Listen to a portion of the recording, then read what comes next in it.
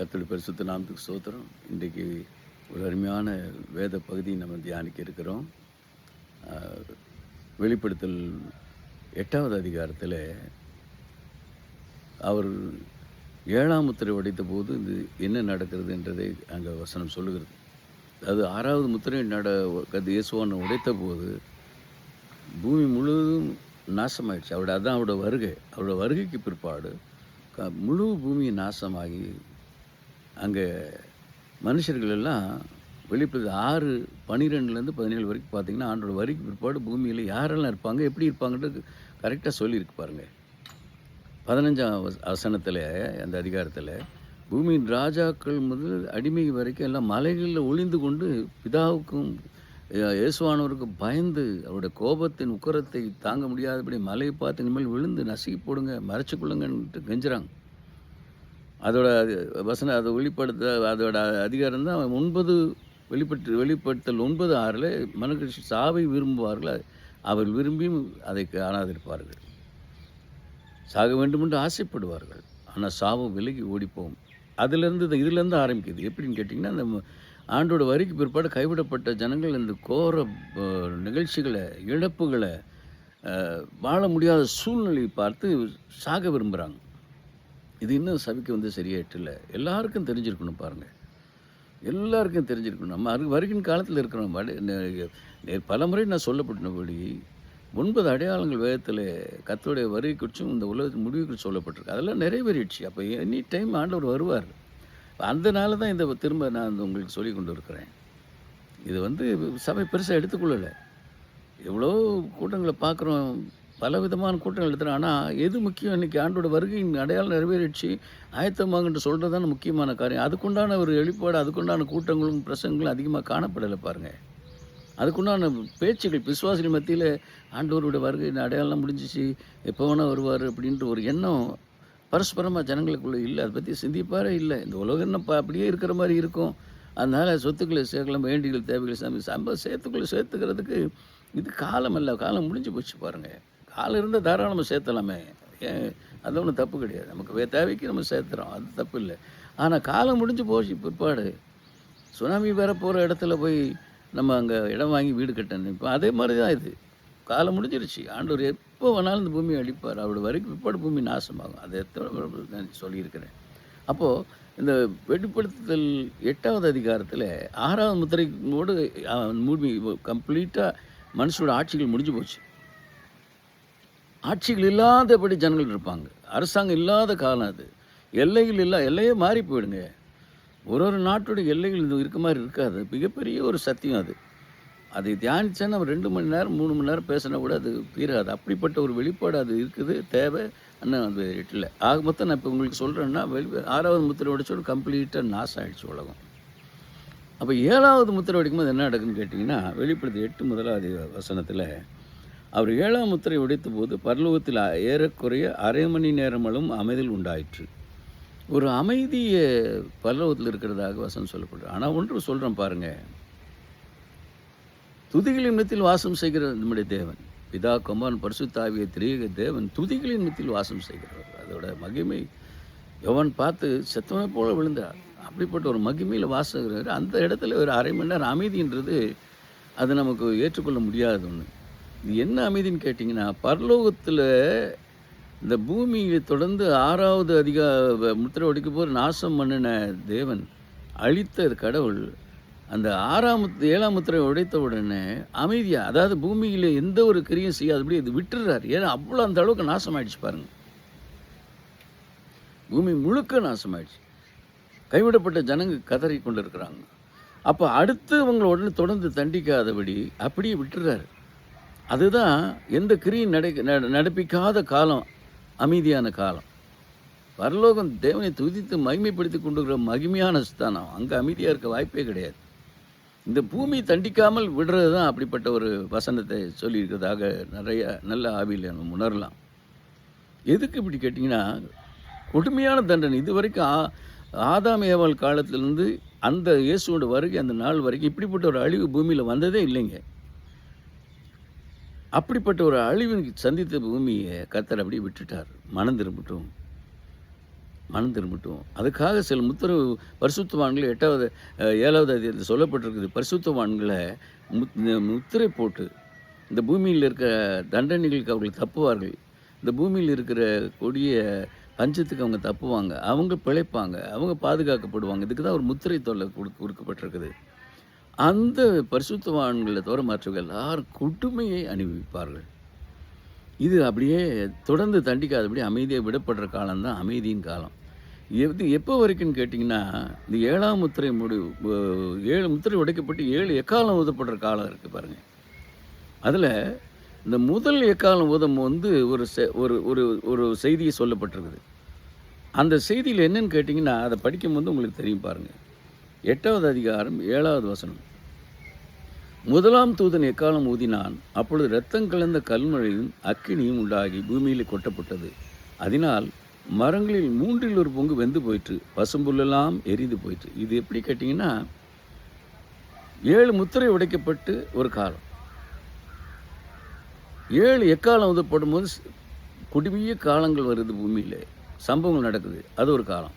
அதுக்கு பிற்பாடு 7 கலசங்கள் கொட்டப்படுற காலம், அதில் பயங்கரமான சம்பவங்கள் நடக்குது.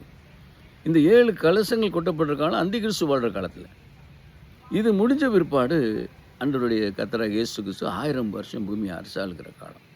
இதுதான் வெளிப்படுத்தல் சொல்லப்பட்டிருக்கு. எந்த மாற்றமும் இல்லை. எத்தனை முறை படித்தாலும் சரி, ஆவியோடு உண்மை ஜபத்தோடு படித்தா இந்த வெளிப்பாடு தான் நமக்கு கிடைக்கும் பாருங்கள். அப்போ இந்த 7ஆம் முத்திரை உடைத்த பிற்பாடு எல்லா 6ஆம் முத்திரை அழிந்தது அப்படியே விடப்பட்டு எவ்வளோ காலம் விடப்பட்டிருக்குன்னு சொல்லி கேட்டிங்கன்னா, அது எவ்வளோ காலம் அப்படின்றத எப்படி கண்டுபிடிக்கலான்னா, அவர் முதலாம் எக்காலம் ஊதப்படுற காலத்தில் என்ன சம்பவம் நடக்குதுன்னா, அதை வச்சு இந்த அமைதியான காலம் எவ்வளோன்னு கண்டுபிடிக்கலாம். அது என்ன நடக்குன்னா, முதலாவது எக்காலம் ஊதின உடனே பூமியில் 1/3 பங்கு மரங்கள் அழிக்கப்பட்டது. அக்கினி ஊத்துறார். அந்த அக்கினி வந்து 1/3 பங்கு மரத்தை அழிச்சிருச்சு, பசும்புல் எல்லாத்தையும் அழிச்சு போச்சு. இதில் ஒரு காரியத்தை நான் சொல்கிறேன் பாருங்கள்.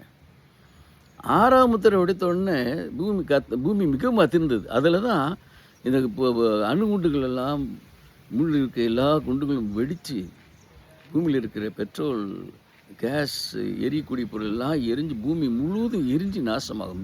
அப்படிப்பட்ட ஒரு பூமி அதிர்ச்சி வரும். எந்த கட்டடங்களும் இருக்காது. அப்போ அந்த சேமித்த அணுகுண்டுகள்லாம் வெடிக்கும். என்ன குண்டுகள் அதில் வெடிக்கும். அதெல்லாம் பற்றி எரிஞ்சு 2 பேதுரு 3:7 சொல்லப்பட்டது. பூமி அக்கினிக்கிரையாக வைக்கப்பட்டு பேதுரு தீர்க்கதரிசி சொன்னார் இல்லையா, அது நிறைவேற நாள் தான் இயேசுவோட வரிக்கு பிற்பாடு நடக்கிற அந்த அழிவின் நாள்.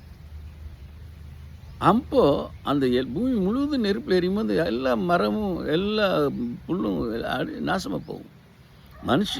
உயிரினம் அழியாது. அதாவது மனுஷனை கர்த்தர் அங்கே வச்சிருக்கிறார். நீ சாகக்கூடாது. மழையே விழுந்து நான் செத்து போவேன்னு சொன்னால் கூட மழை விழுகாது.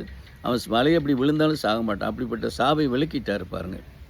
அப்போ இது எவ்வளோ காலம் இந்த அமைதியாக இருக்காருன்னு கேட்டிங்கன்னா, இந்த 7வது முத்திரை உடைத்த பிற்பாடு அழிந்து போன மரங்கள் எல்லாம் மீண்டும் முதலாவது எக்காலம் ஊத போடும்போது மரங்கள் அழிக்கப்பட்டதுன்னு சொல்லப்பட்டிருக்கு. அப்போ இந்த அழிந்து போன மரங்கள் மீண்டும் வளருது. அமைதியாக விட்டுறாரு ஆண்டவர். அதான் அமைதியின் காலம். 1/2 மணி நேரம் அமைதின்றது பல வருஷங்களை குறிக்குது. அது பரலோகத்தின் நேரங்கள் நம்முடைய கணக்கு அல்ல, அது வித்தியாசமான கணக்கு. அப்போது இந்த 1/2 மணி நேரன்றது அழிந்து போன மரமெல்லாம் மீண்டும் வளருகிற காலம்தான். அப்போ தான் அந்த முதலாவது எக்காலம் ஊதப்போது மரங்கள் அழிது. உலகத்தில் உள்ள எல்லா மரங்கள்லேயும் 3/1 பங்கு அழிவு. அந்த 7வது எக்காலம் ஊதட்டதே 3/1 பங்கு அழிவு உலகத்தில். அதோட காலங்கள் தான் அது. அதை முதல் மரங்களை அழிக்கிறார். அப்போ இந்த மரங்கள்லாம் அழியுதுன்னு கேட்டிங்கன்னா, இந்த இடைப்பட்ட காலம் மரம் கிட்டத்தட்ட ஒரு 10-15 வருஷம் மீறி போன ஒரு 20 வருஷம் ஆண்டவருடைய அமைதி காலம். அந்த பூமியில் 6ஆம் முத்திரை உடைச்ச பிற்பாடு இந்த 7 அழிந்து போன அழிவு, இந்த 7ஆம் முத்திரையின் இழைப்பாதல் காலம் எவ்வளோ வருஷம் இருக்குன்னு கேட்டிங்கன்னா, ஒரு 20 வருஷம் இருக்கலாம். ஏன்னா ஒரு மரத்தோட வளர்ச்சியின் காலம் தான் அது. 5 வருஷத்துக்கு 6 வருஷம் இல்லை, வரலாம் 10 வருஷம். நான் அதிகபட்சமாக எடுத்துக்கிறேன் பாருங்கள். 15 வருஷம் 20 வருஷம் அமைதியாக பூமி இந்த 6ஆம் முத்திரை உடைக்கப்பட்ட அந்த கோர அழிவை இந்த பூமி சமாளிக்குது. மீண்டும் தானாக இந்த பூமியில் மரங்களை கர்த்தர் வர வைக்கிறார். இதுவரைக்கும் மனுஷனை விடுறார், கண்டிக்காமல் விடுறார். அவன் மனம் திரும்பிட்டோன்னா திருந்துற மாதிரி இல்லை. அதனால் மறுபடியும் 7 எக்காலங்கள் கொண்டு தண்டிக்கப்படுற காலத்தை கர்த்தர் அங்கே அடுத்து கொண்டு வர்றார். இதுதான் முதலாவது எக்காலம் ஊதும்போது 3ல் ஒரு பங்கு மரங்கள் அழிவுது அக்கினியினால, பசும்புல்லெல்லாம் அழிஞ்சு போகுது. இப்போ இது பாருங்களேன், இதுக்கு கர்த்தருடைய வருகைக்கு பிற்பாடு எல்லாமே அழிவுதாங்க. என்னடா இவர் அறிவை பற்றி பேசிகிட்டு இருக்காருன்னு நினைக்காதீங்க. நான் வேதத்தில் சொன்னதை உங்களுக்கு எடுத்து சொல்கிறேன். மறக்கப்பட்டது இதை யாரும் புதுசாக எடுத்து நம்ம பிரசங்கிக்கிறதில்ல, ஜனங்களுக்கு வந்து சேர்றதில்லைன்றதுனால ஆண்டவருடைய கொடுத்த பாரத்தில் தான் உங்களுக்கு வசனத்தின் ஆதாரத்தை கொண்டு எந்த ஒரு கலப்படமும் இல்லாமல் கர்த்தருடைய வார்த்தை என்ன சொல்லிக்கோ அதையே எடுத்து உங்களுக்கு நான் வைக்கிறேன். கர்த்தருடைய வரிக்கு பிற்பாடு கிட்டத்தட்ட ஒரு 20 வருஷம் இந்த பூமி அப்படியே இருக்கும். கர்த்தர் தண்டிக்கலை, மனம் திரும்பத்துக்கு சமயத்தை கொடுக்குறார். முத்திரைப்பட்டப்பட்ட பரிசுத்தமான பூமியில் வைக்கப்பட்டது எதுக்குன்னா இவங்களுக்கு உபதேசிக்க, இவங்களை பிரசங்கிக்க. ஆனாலும் கேட்க மாட்டான். ஏன்னா ஒரு விரக்தி பாருங்கள், எல்லாம் இழந்துட்டோம், ஒன்றுமே இல்லை. குடும்பங்கள் இழந்து போவாங்க. ஒரு குடும்பம் நீங்கள் நம்ம நினைக்கிறது பாருங்கள், கர்த்தருடைய வரைக்கும் போகாத ஒரு குடும்பம் அப்படியே இங்கே பூமியில் இருக்குன்னு நினைக்க முடியாது. அந்த மலை, அந்த பூமி அதிர்ச்சி, சாதாரண அதிர்ச்சியில் மலைகள் பிடுங்கப்பட்டு தூக்கி வீசப்படும். வானத்தின் சத்தங்கள் அசைக்கப்பட்டு பூமி இருக்க நிலையை மாறி எல்லா கிரகங்களும் தாறுமாறாக எங்கப்போ என்ன அழிவுன்னு கற்பனைக்கு எட்டாத அழிவு பூமியில் வரும். அப்போது எஸ்ஐ 24 அதிகாரம் முதல் வாசம் சொல்லப்படுது, கர்த்தர் அந்த பூமி வெறுமையாக்கி ஜனங்களை சிதறடிப்பார். ஒவ்வொரு கைவிடப்பட்ட குடும்பம் ஒரு குடும்பமாக பூமியில் ஆண்டவரோட வரிக்கு பிற்பாடு வாழாதுங்க. சிதறடிக்கப்பட்டு தனிமையாக தான் வாழ்வு. யார் எங்கெங்கே வீசப்படுவார்கள்? மழையே வீசப்படுது பாருங்களேன். மலைகள் வீசப்படுமானால் மனுஷர் என்னத்துக்கு ஆவான் யோசிச்சு பாருங்க. இப்படிப்பட்ட ஒரு அழிவு கர்த்தரோட வரிக்கு பிற்பாடு பூமியில் இருக்குது. அதனால தான் கர்த்தரோட வருகையின்குரிய அடையாளம் எல்லாம் முடிஞ்சு போயிடுச்சு, நிறைவேறிடுச்சு. எப்போ வேண்டானாலும் இயேசு வருவார் என்ற ஒரு கட்டாயத்துக்குள்ளே நம்ம இருக்கிறோம், அந்த காலத்துக்குள்ளே இருக்கிறோம். அப்போ இந்த வசனத்தை தியானிக்காமல் புறக்கணிக்க முடியாது பாருங்கள். சரியாக ஒரு ஆவியில் பாரமுள்ள ரட்சிக்கப்படணும் மனுஷங்கள்லாம் ரட்சிக்கப்படணுன்றவங்க இந்த செய்தியை அடக்கி வைக்க முடியாது. ஒரு உண்மையான ஒரு குடும்பத்தின் மேலே பாரம் உள்ள ஒரு தகப்பன் அந்த குடும்பத்துக்கு ஒரு அழிவு வரும்னா அமைதியாக இருப்பாரா? யோசிச்சு பாருங்கள். உண்மையான ஒரு பற்றுள்ள தேச தலைவர் அந்த தேசத்துக்கு ஒரு ஆபத்துன்னு சும்மா இருப்பாரா? ஒரு தகப்பன் தன் பிள்ளைய ஒரு அழிவு வரும்னு காப்பாற்றாமல் எச்சரிக்காமல் இருப்பாரா? அதை போல தான் அங்கே ஆவிக்குரிய தகப்பன் வரணுமே. இந்த பூமியில் மிகப்பெரிய ஒரு அழிவு ஆண்டோட வரைக்கும் பிற்பாடு வருது. அது எப்போ வரப்போகிறதில்ல, அடையாளம் நிறைவேறிச்சுன்னா அது என்றைக்கும் எப்பவும் வரலாம். அப்போ இந்த சபையை நம்ம பிள்ளைகளை ஆயத்தப்படுத்தணுங்க. எதுக்கு ஆயத்தப்படுத்தணும்? இதெல்லாம் நடக்குதுப்பா, சும்மா பயமுறுத்துறதில்ல. நமக்கு ஆண்டவர் கொடுத்துருக்காரு அந்த வேத புஸ்தகத்தில் சொல்லப்பட்டதை நம்ம அவங்களுக்கு பிரசங்கம் பண்ணணும். நம்ம நினச்ச மாதிரியே நம்ம அடுத்தோட வரிக்கு போகாமல் இருந்துட்டால் நம்ம வீடுகள், நம்ம கட்டின வீடு இருக்காது, நம்ம குடி இருக்கிற ஊர் தேசம் இருக்காது, எல்லாமே மாறி போகுது. எதை சொல்லுங்கன்னா எரேமியா 4வது அதிகாரம் 23லேருந்து 28 படித்து பார்த்தீங்கன்னா ஆதி ஆமத்தில் எப்படி பூமி வெறுமையும் ஒழுங்கின்மையாக இருந்ததோ அதுபோல் அந்த நிலைக்கு வந்துடுதுங்க. பட்டணங்கள் இல்லை, மிருகங்கள் இல்லை, மனுஷர் இல்லை, எல்லாம் அழிஞ்சு போயிடுச்சு. அன்றைக்கி அந்த ஆதி ஆமத்தில் எப்படி சொல்லப்பட்டதோ அதே போல் தான் இந்த இடத்துல சொல்லப்பட்டிருக்குது. அதே நிலைமைக்கு பூமி வந்துருச்சு. அப்படி என்னன்னு கேட்டிங்கன்னா கடல் உள்ளே வருது. இந்த பூமி அதிர்ச்சியில் எரிஞ்சு போன பூரா அந்த பூமி பூரா பற்றி எரிஞ்சு பேதுருவோட தீர்க்கதரிசனப்படி பற்றி எரிஞ்ச பூமி அப்படி கருகி இருக்கிறத பூமியை அந்த ஆண்டவர் கடலில் உள்ளே அனுப்புகிறார். இந்த பூமி அதிர்ச்சிகளில் இந்த உஷ்ணத்தில் எல்லாம் எரிஞ்சு போன உஷ்ணத்தில் பனிமலைகள் எல்லாம் உருகி கடல் நீர் அதிகரித்து அதை பூமிக்குள்ளே வந்து அப்படி இந்த கருகி போன பூமியை வந்து ஆற்றும். அதனால் மலைக்கு ஓடி போய் உட்காந்துருக்குறான்லாம். ஆற்றி கருகி போனது கார்பன் கறி எல்லாத்தையும் எடுத்து அகற்றி மீண்டும் பூமியை வந்து சுத்தமாக்க, அதாவது ஒரு கறி பிடிச்ச ஒரு பொருளை கழுவுறது போல் அந்த பூமியை கழுவுறார், கழுவி விடுறார். என்ன இருந்தாலும் அவரோட உருவாக்கப்பட்ட அவரோட பிள்ளைகள் அல்லவா, கைவிடப்பட்டவங்கன்ற அவங்க சாத்தானுடைய பிள்ளைகள் அல்லவே. ஆண்டவர் சாத்தான் அவங்களை வஞ்சிச்சிட்டான். என்னால் அவரை மீட்டுக்குள்ளே தான் கர்த்தர் பிடிப்பட்ட ஒரு சந்தர்ப்பத்தை கொடுத்து பூமியை சுத்தமாக்கி மீண்டும் ஒரு காலத்தை கொடுக்குறார். அப்போ அந்த காலத்தில் அருமையான கர்த்தருடைய பிள்ளைகளே, இப்படிப்பட்ட ஒரு அழிவு வருது. அந்த அழிவின் காலத்துக்கு நம்ம விலகி அன்றோட வருகைக்கு ஆயத்தமாகி, நம்ம குடும்பத்தை ஆயத்தமாகி, நமக்கு நண்பர்களை ஆயத்தமாக்கி, நம்மளுக்கு எல்லாரையும் எந்த அளவுக்கு முடியுமோ அவர்களை ஆயத்தமாக்கி அவரோட வருகைக்கு செல்வோமானா அதை காட்டில் மிகப்பெரிய சந்தோஷமான சமாதானமான அதுக்குண்டான வெகுமதியை இந்த காலத்தில் நம்ம செய்கிற ஊழியத்தில் கிடைக்க போகிற எந்த காலத்துக்கும் கிடைக்காது. ஏன்னா கடைசி காலத்தில் நம்ம ஜனங்களை ஆதாயப்படுத்துகிறோம், அழிவுக்கு தப்பி வைக்கிறோம். அதுக்குண்டான வெகுமதியை கர்த்தர் அதிகமாக கொடுப்பார். ஏன்னா அநேக ஒரு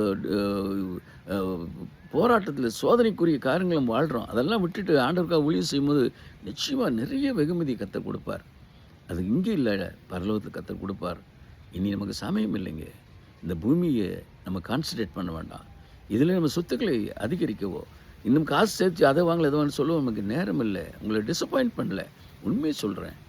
என்ன இருக்குது ஒன்றும் செய்ய முடியும்னா ஆண்டவருக்கு பிரியமாக வாழணும், பிரயோஜனமாக வாழணும்.